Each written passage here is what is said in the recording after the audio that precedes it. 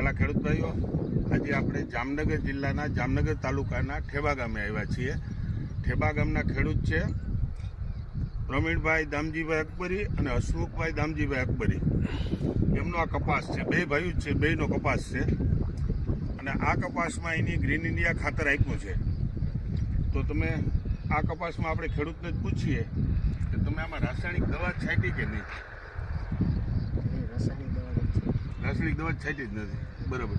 પછી આમાં તમે ખાતર ગ્રીન ઇન્ડિયા વાપર્યું, તો ગ્રીન ઇન્ડિયા ખાતર વાપર્યું તો તમને આમ જનરલ ખેડૂત તરીકે તમને શું ફરક લાગ્યો એમ?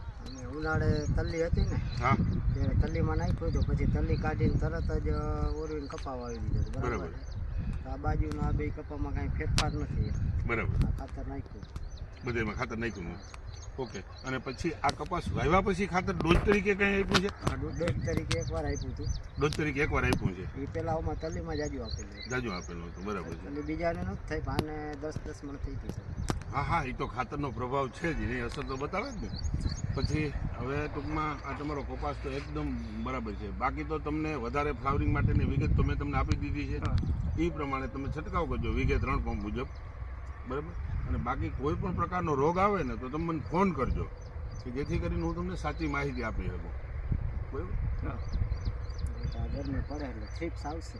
થ્રિપ્સ આવે, જે આવે, ગમે આવે ને, તમારે રાસાયણિક દવા છાંટવાની નથી. હું તમને રાસાયણિક દવા વગર બાજુના ખેડૂતને જે કપાસ થાય એનાથી 1 મણ તમારા ખેતરમાં વધારે કપાસ થાય એની ખાતરી આપું.